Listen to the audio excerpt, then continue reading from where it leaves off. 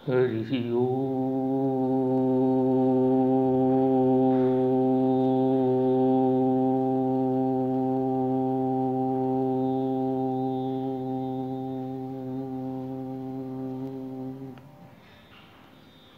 कृमिकीटभस्मविष्ठा दुर्गन्धमलमुत्रकं श्लेष्मरक्तत्वचो मांसं तनूरित्थं वरानने संसारवृक्षमारूढाः पतन्ति नरकार्णवे येन धृतमिदं विश्वं तस्मै श्रीगुरवे नमः। गुरुर्ब्रह्मा गुरुर्विष्णुर्गुरुर्देव महेश्वरः गुरुरेव परं ब्रह्म तस्मै श्रीगुरवे नमः। हे বরাননে, এই দেহ কৃমি কীট ভস্ম বৃষ্ঠা দুর্গন্ধ মল মূত্র শ্লেষা রক্ত ত্বক এবং মাংস প্রভৃতি অতি ঘৃণিত পদার্থে পরিপূর্ণ। এই প্রকার দেহকে অবলম্বন করিয়া দেহি সংসাররূপ বৃক্ষে সমারূঢ় হইয়া নরকরূপ সাগরে পতিত হয়। যিনি এই প্রকার নরকে পতিত জীবকে উদ্ধার করেন সেই শ্রী গুরুদেবকে নমস্কার। গুরুই ব্রহ্মা, গুরুই বিষ্ণু, গুরুদেবী মহেশ্বর, গুরুই পরব্রহ্ম, সেই শ্রী গুরুকে নমস্কার।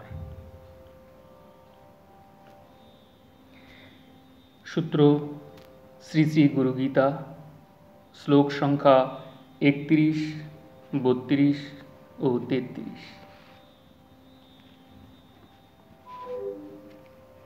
শ্রী শ্রী সদ্গুরু সংঘ, তৃতীয় খণ্ড, গ্রন্থকার শ্রীমৎ ফলদানন্দ ব্রহ্মচারীজি মহারাজ। দুর্দশাগ্রস্ত পরশুরামের প্রতি মাধবের কৃপা।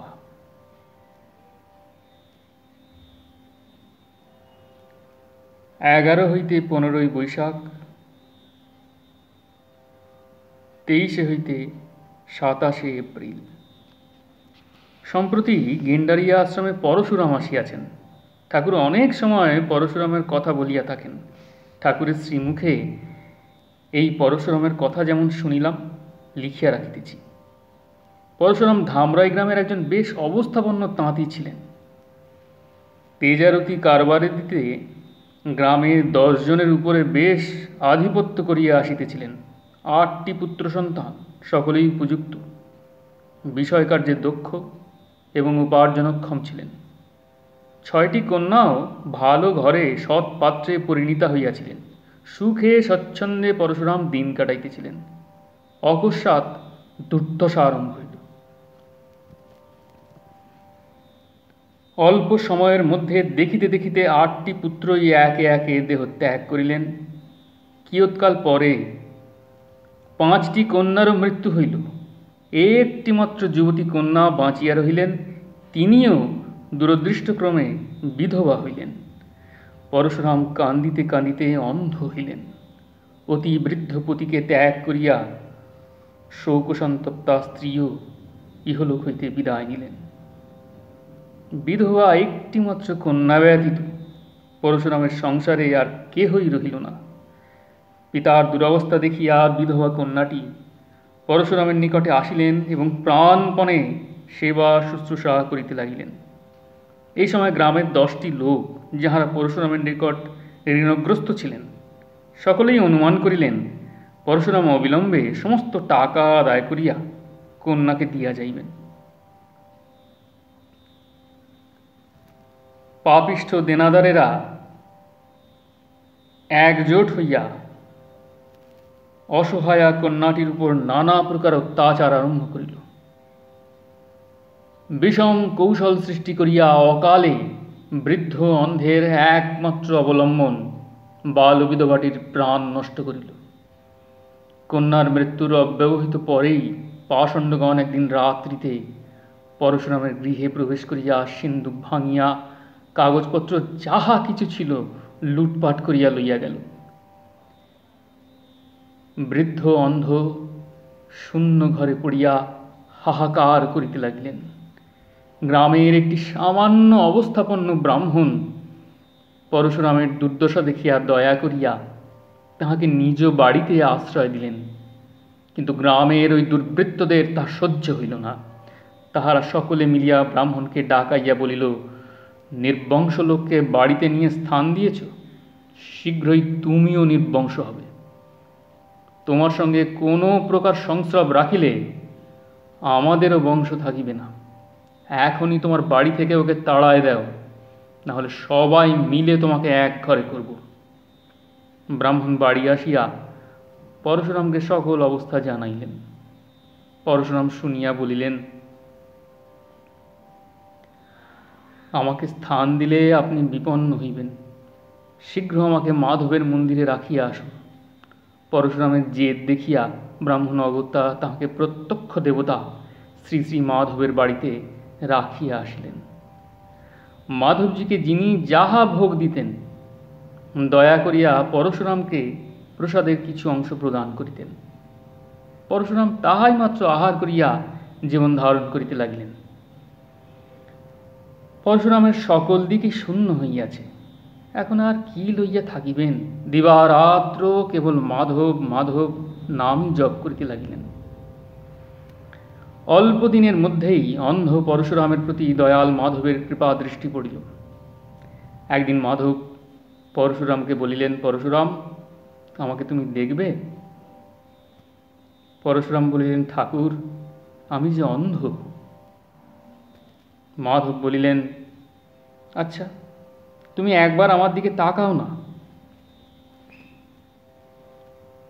পরশুরাম মাথা তুলিয়া মাধবের দিকে চাইতেই দয়াল মাধবের অদ্ভুত রূপ দর্শন করিয়া অমনি মূর্ছিত হইয়া পড়িলেন। সেই দিন হইতেই আশ্চর্যভাবে উহার বাহ্য দৃষ্টিশক্তিও খুলিয়া গেল। পরশুরাম আনন্দে মাতোয়ারা হইয়া দিনরাত দয়াল মাধবের নামে বিভোর। এখন প্রায় সর্বদাই মাধবের দর্শন পান। সকালে বিকালে প্রত্যহ প্রতি ঘরে যাইয়া মাধবের মহিমা কীর্তন করিয়া থাকেন। গ্রামের সকলেই এখন উহাকে সিদ্ধ পুরুষ বলিয়া সম্মান করেন। এখন আর পরশুরামের কেহই শত্রু নাই। পূর্ব শত্রুগণও এখন পরশুরামের কৃপা ভিখারী এবং একান্ত অনুগত হইয়া পড়িল। এই পরশুরাম এখন আমাদের গেন্ডারিয়া আশ্রমে উপস্থিত হইয়াছেন। ইনি আমাদের ঠাকুরকে মাধব বলিয়াই ডাকেন। যখন তখন মাধব, আমার দয়াল মাধব বলিয়া স্তব স্তুতি করেন।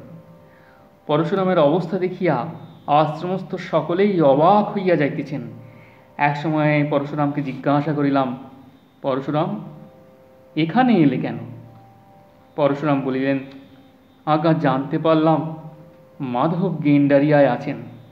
প্রশ্ন, তুমি বুড়ো মানুষ, রাস্তা চিনে এলে কি রূপে?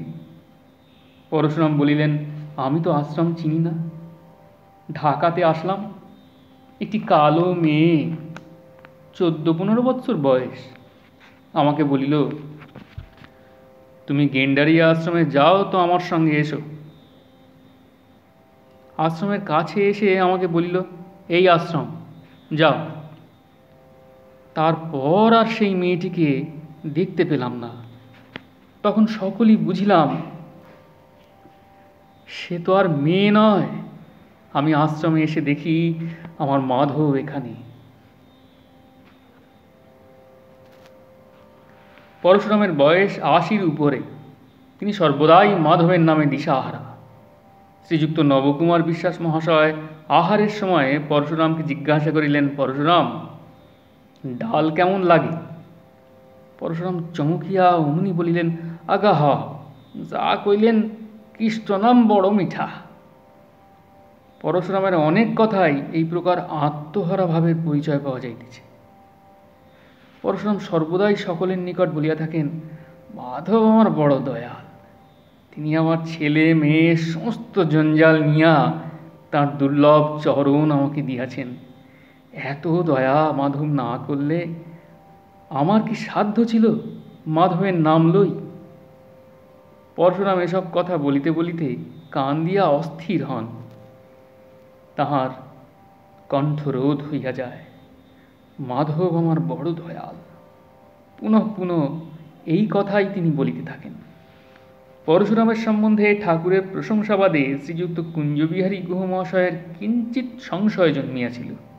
তিনি মনে করিয়াছিলেন, ঠাকুর তো প্রায় সকলেরই এইরূপ প্রশংসা করিয়া থাকেন, ইহার সম্বন্ধে বোধহয় তাহাই হইবে। সন্ধ্যা কীর্তনের কিঞ্চিৎ পূর্বে তিনি আমতলায় ঠাকুরের নিকট বসিয়া আছেন, কীর্তন হইতেছে। ইতিমধ্যে পরশুরাম তাহার কানে 3 বার গুরু সত্য, গুরু সত্য, গুরু সত্য এই কথা বলিয়া পিঠে কয়েকটি চাপড় মারিলেন। ওই সময় কুঞ্জবাবু অকস্মাৎ কেমন হইয়া গেলেন। তাহার ভিতরে এক অদ্ভুত শক্তির খেলা হইতে লাগিল। তিনি হাত পা আছড়াইয়া মাটিতে পড়িয়া কাঁদিতে লাগিলেন। ঠাকুর যখন ধামরায় গিয়াছিলেন, তখন পরশুরামের সহিত মাধবের মন্দিরে তাহার দেখা হয়। পরশুরাম ঠাকুরের নিকট প্রার্থনা করেন যে আমি যেন মাধবের দর্শন পাই। ঠাকুর তখন বলিলেন, আপনি তো মাধবের দর্শন পেয়ে থাকেন, তিনি তো আপনার নিকটেই রয়েছেন।